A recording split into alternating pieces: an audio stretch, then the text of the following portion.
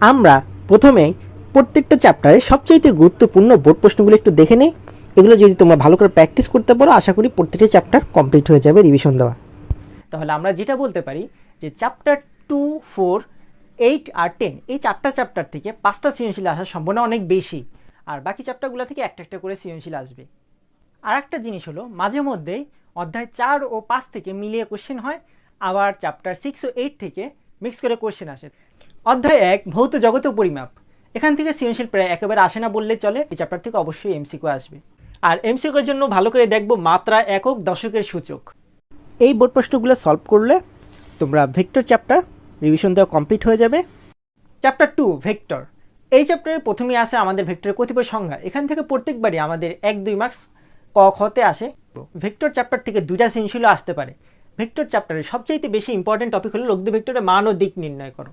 এখান থেকে নদী, নৌকা, বৃষ্টি ও গাড়ি, আবার মধ্যবর্তী কোণ নির্ণয় করতে পারে, এরকম ম্যাথগুলো বেশি দেয়। নাম্বার 2 অবস্থান ভেক্টরের সাহায্যে বা নর্মাল ভেক্টরের সাহায্যে আমাদেরকে বের করতে বলবে যে কোনো একটা ভেক্টরের মান অথবা সমকোণী ত্রিভুজ গঠন করবে কিনা।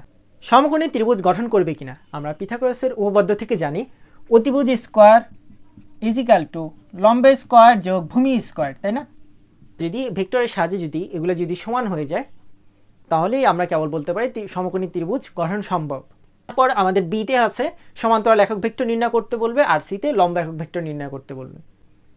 সো সূত্র অনুযায়ী এগুলা করে ফেলবো। আমাদের 3 নম্বর টপিক হলো স্কেলার বা ডট গুণ। এখান থেকে নর্মালি মধ্যবর্তী কোণ নির্ণয় করতে বলতে পারে, লম্ব বিক্ষেপ আসে, আর দুটি ভেক্টর পরস্পর লম্ব হবে কিনা এই টপিকটা বেশি ইম্পর্টেন্ট। আমরা কি জানি, দুটো ভেক্টর পরস্পর লম্ব হওয়ার শর্ত হচ্ছে গিয়ে দুটো ভেক্টরকে যদি ডট গুণ করি তাহলে এদের গুণফল হবে কত? 0, তাহলে কেবল দুইটা ভেক্টর লম্ব হবে। তারপর আমাদের আর একটা কোশ্চেন আসতে পারে, যেটা হচ্ছে গিয়ে এক্স এর মান কত হলে লম্ব হবে। 4 নাম্বার টাইপ হলো ক্রস বা ভেক্টর গুণ। ভেক্টর পরস্পর সমান্তরাল কিনা এটা বোঝার জন্য আমাদের ক্রস গুণ করতে হয়। যে এ ক্রস বি যদি করি তাহলে এটার অ্যান্সার যদি 0 আসে তাহলে বলবো দুইটা ভেক্টর পরস্পর সমান্তরাল। তারপর আরেকটা কোশ্চেন আসে বেশি ইম্পর্টেন্ট, এটা হচ্ছে সামান্তরিকের ক্ষেত্রফল নির্ণয় করো। এটা হচ্ছে ক্রস গুণের সাহায্যে আমাদের সামান্তরিকের ক্ষেত্রফল নির্ণয় করতে হয়। টাইপ নাম্বার 5, এই কোশ্চেনটা রিসেন্ট ইয়ারে অনেকবার এসেছে, ভেক্টর 3টি সমতলীয় কিনা বা একই সমতল অবস্থান করবে কিনা। তাহলে এরকম কোশ্চেন আসলে আমাদের কি করতে হবে, দুইটা ভেক্টরকে ক্রস গুণ করতে হবে, তারপরে তৃতীয় ভেক্টরটাকে ডট গুণ করতে হবে এই দুইটা ভেক্টরের ক্রস গুণের সাথে। এই দুইটা কাজ করার পরে যদি আমাদের রেজাল্ট 0 আসে তাহলেই বলবো 3টা ভেক্টর একই সমতলে অবস্থিত বা 3টে ভেক্টর সমতলীয়। আমাদের চ্যাপ্টার 2 এর সবচেয়ে বেশি ইম্পর্টেন্ট হলো 2টা টপিক, একটা হচ্ছে নদী ও নৌকা, আর একটা হচ্ছে আমাদের ভেক্টর ক্যালকুলাস। ভেক্টর ক্যালকুলাস থেকেও প্রত্যেক বছরই প্রায় কোনো না কোনো বোর্ডে অবশ্যই কোশ্চেন আসে। তাহলে এই ভেক্টর ক্যালকুলাস থেকে কী কী ভালো করে করবো, গ্রেডিয়েন্ট নির্ণয় করো, নর্মাল গ্রেডিয়েন্ট নির্ণয় করা শিখবো। আর একটা কী শিখবো, যে 1, 2, -1 বিন্দুতে গ্রেডিয়েন্ট নির্ণয় করো। যেরকম কোনো একটা বিন্দু দিয়ে দিল, এরকম ত্রিমাত্রিক একটা বিন্দু দিয়ে দিল, এখানে আবার গ্রেডিয়েন্টটা নির্ণয় করতে বলতে পারে। তারপর আর একটা জিনিস নাম্বার বি, ডাইভারজেন্স নির্ণয় করো। আবার একইভাবে ডাইভারজেন্সের জন্য একটা বিন্দু দিয়ে দিল 1, 0, -3, এটার ক্ষেত্রে ডাইভারজেন্স নির্ণয় করো। ডাইভারজেন্সের জন্য আর একটা ইম্পর্টেন্ট কোশ্চেন আসে, ভেক্টর ক্ষেত্রটি সলিনয়েডাল কিনা। সলিনয়েডাল কিনা বোঝার জন্য আমাদের কি করতে হয়, নাবলা অপারেটরের সাথে ডট গুণ করতে হয় ভেক্টরটাকে। ডট গুণ করার পরে আমরা যে অ্যান্সারটা পাই এটা হচ্ছে 0। তাহলে যদি আমরা 0 অ্যান্সার পাই তাহলেই বলবো এই ভেক্টর ক্ষেত্রটি সলিনয়েডাল। তারপর নাম্বার সি, কার্ল। কার্লের ক্ষেত্রে একই হবে, কার্ল নির্ণয় করতে বলতে পারে। আবার একটা নির্দিষ্ট বিন্দু দিয়ে দিল -3, -2, -1 বিন্দুতে কার্ল নির্ণয় করো। এখান থেকে আর একটা মোস্ট ইম্পর্টেন্ট কোশ্চেন দিয়ে দিতে পারে, ভেক্টর ক্ষেত্রটি অঘূর্ণনশীল বা সংরক্ষণশীল কিনা। অঘূর্ণনশীল বা সংরক্ষণশীল কিনা বললে আমাদের কি করতে হবে, নাবলা অপারেটরের সাথে ক্রস গুণ দিতে হবে ভেক্টরটাকে। ভেক্টর ক্ষেত্রে ক্রস গুণ করলে তাহলে আমরা যদি এটার অ্যান্সার যদি 0 পাই তাহলেই বলবো ভেক্টর ক্ষেত্রটি অঘূর্ণনশীল বা সংরক্ষণশীল। কার্ল যদি 0 না হয় তাহলে ভেক্টর ক্ষেত্রটি ঘূর্ণনশীল বা অসংরক্ষণশীল। এই হলো চ্যাপ্টার 2 এর মোস্ট ইম্পর্টেন্ট সাজেশন, যেগুলো সৃজনশীলের জন্য ইম্পর্টেন্ট।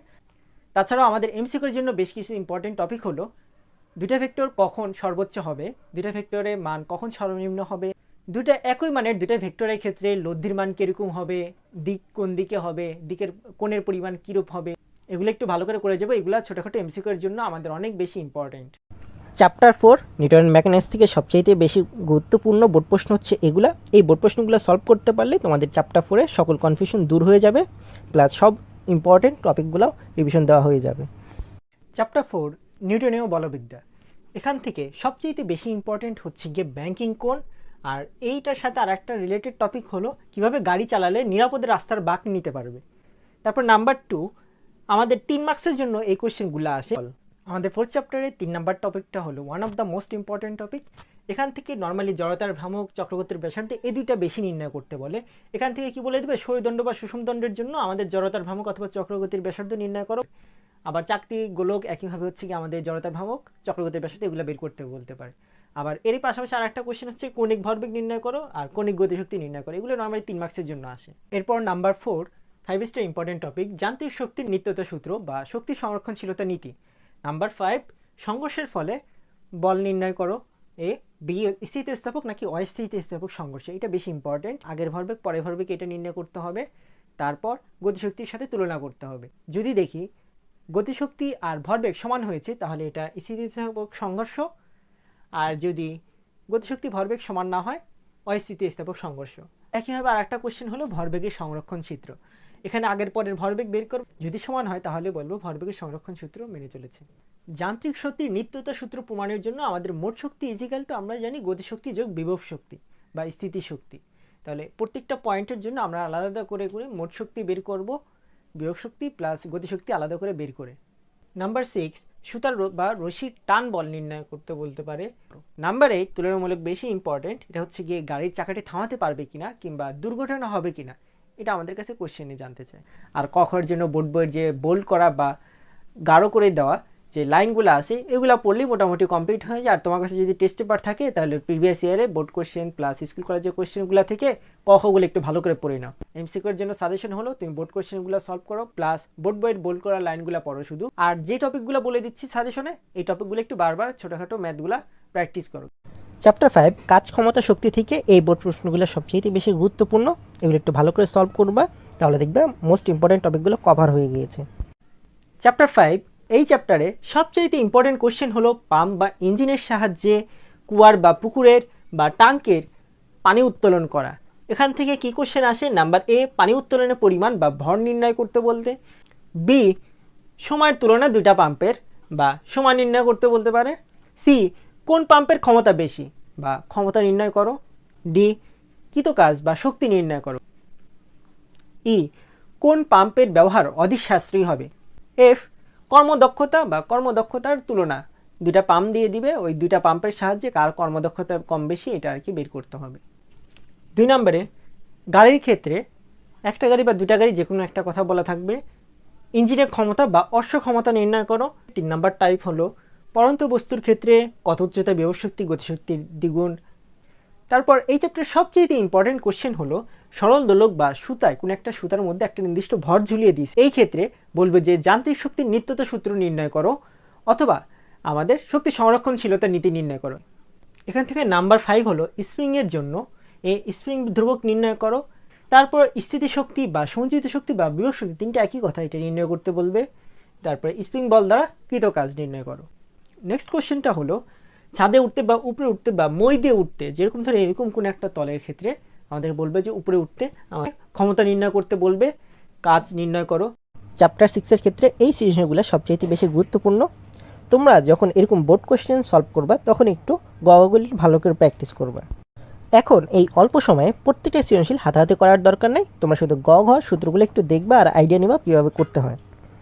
চ্যাপ্টার 6 মহাকর্ষ ও অভিকর্ষ, এই চ্যাপ্টার থেকে প্রথম টপিক হলো মুক্তিবেগ। এটার সাথে আর একটা কোশ্চেন আসে, পৃথিবী থেকে নিক্ষেপ করলে উপগ্রহ বা যে কোনো একটা বস্তু নিক্ষেপ করলে বস্তুটা ফিরে আসবে কিনা। 2 নম্বর টপিকটা হলো সবচেয়ে ইম্পর্টেন্ট টপিক। এখান থেকে নিশ্চিত উচ্চতায় উপগ্রহের বা স্যাটেলাইট বা কৃত্রিম উপগ্রহের অভিকর্ষ ত্বরণ বেগ পর্যায়কালের তুলনা। 2 নাম্বার তুলনামূলক অনেক বেশি ইম্পর্টেন্ট, সেমিস্টার ইম্পর্টেন্ট দিয়েছি, কত উচ্চতায় ভূস্থির উপগ্রহে পরিণত হবে। নাম্বার 3 যে অভিকর্ষ ত্বরণ নির্ণয়। টাইপ নাম্বার 4 থেকে প্রিভিয়াস ইয়ারগুলোতে বেশ কোশ্চেন এসেছে। এখান থেকে পাহাড়ের উচ্চতা নির্ণয় করতে বলতে পারে, পাহাড়ের সরল দোলকের দোলনকাল বা সেকেন্ড দোলকের দোলনকাল নির্ণয় করতে বলতে পারে, সেকেন্ড দোলকটি আগের থেকে ধীরে চলবে নাকি দ্রুত চলবে এটা নির্ণয় করতে বলবে। নাম্বার 5 মহাকর্ষ বিভব প্রাবল্য নির্ণয়। চ্যাপ্টার 7 পদার্থের গাঠনিক ধর্ম, এখান থেকে এই বোর্ড কোশ্চেনগুলো প্র্যাকটিস করতে পারো। একই টাইপের বারবার প্র্যাকটিস করার দরকার নাই, একটা টাইপ থেকে একটা প্র্যাকটিস করবে। নাম্বার 1 সবচেয়ে ইম্পর্টেন্ট, 3 মার্কসের জন্য প্রত্যেক বছরই আসে, পয়জনের অনুপাত। টাইপ নাম্বার 2 এই টাইপ থেকে প্রত্যেক বছরই 4 মার্কসের কোশ্চেন আসে। ইয়াং-এর গুণাঙ্কের সাথে স্থিতিস্থাপকতার তুলনা। টাইপ 3 হলো অসহ বল বা অসহ ভার নির্ণয় করো, তারটি ছিঁড়ে যাবে কিনা। কোশ্চেন টাইপ 4, এটা বেশ ইম্পর্টেন্ট। এখান থেকে খাড়াভাবে তরলে পতনশীল বস্তুর প্রান্তবেগ নির্ণয় করো। সান্দ্র বল, সান্দ্রতাঙ্ক, কোন তরলটি বেশি সান্দ্র এটা নির্ণয় করতে বলে। কোশ্চেন টাইপ 5, পৃষ্ঠটান বা তল টান, এখান থেকে পানির ফোঁটার ব্যাস নির্ণয় করতে বলে। চ্যাপ্টার 10 থেকে এই বোর্ড প্রশ্নগুলো একটু ভালো করে প্র্যাকটিস করতে হবে, আর প্রত্যেকটি চ্যাপ্টারে ক খগুলো ভালো করে পড়তে হবে। ক খ এবং এমসিকিউতে ভালো করার জন্য প্রিভিয়াস ইয়ারের বোর্ড কোয়েশ্চেনগুলো ফলো করতে পারো এবং প্র্যাকটিস করতে পারো, প্লাস বিভিন্ন কলেজের কোয়েশ্চেনগুলো ভালো করে প্র্যাকটিস করতে পারো। আমরা জানি এই চ্যাপ্টার সবচেয়ে ইম্পর্টেন্ট একটা কোয়েশ্চেন হলো 3 মার্কসের জন্য শিশিরাঙ্ক কিংবা গ্লেসিয়ারের উৎপাদক নির্ণয় করতে বলে। তারপর আরেকটা কোয়েশ্চেন হলো 4 মার্কসের জন্য বেশি আসে, আপেক্ষিক আর্দ্রতা নির্ণয় করো। আপেক্ষিক আর্দ্রতা দুইটা ভিন্ন স্থানের জন্য নির্ণয় করতে বলে। তারপর বলে যে কোন অঞ্চলের জন্য ঘাম দ্রুত শুকাবে, কোন অঞ্চল আমাদের জন্য স্বস্তিদায়ক বা আরামদায়ক হবে, ভেজা কাপড় কখন দ্রুত শুকাবে। সমুদ্রের বা হ্রদের বা পুকুরে বা যে কোনো একটা কুয়ার ক্ষেত্রে গভীরতা নির্ণয়, তলদেশে বুদবুদের আয়তন বা আয়তনের পরিবর্তন কতটুকু হয়েছে এটা নির্ণয়, বেলুন অক্ষত থাকবে কিনা বা বেলুন ফুটে যাবে কিনা এটা প্রসারণ ক্ষমতার সাহায্যে আমরা নির্ণয় করব। কোশ্চেন টাইপ 4 হলো সিআরএমএস বেগ বা গড়মূল বড় বেগ নির্ণয় করো।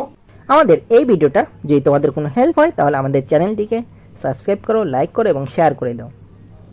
তোমাদের এইচএসসি পরীক্ষার প্রতিটি বিষয় এক্সক্লুসিভ সাজেশন এবং এইচএসসি পরীক্ষার প্রতিটি বিষয় পরীক্ষার প্রশ্নপত্রের সম্পূর্ণ সমাধান পেয়ে যাবে আমাদের চ্যানেলে।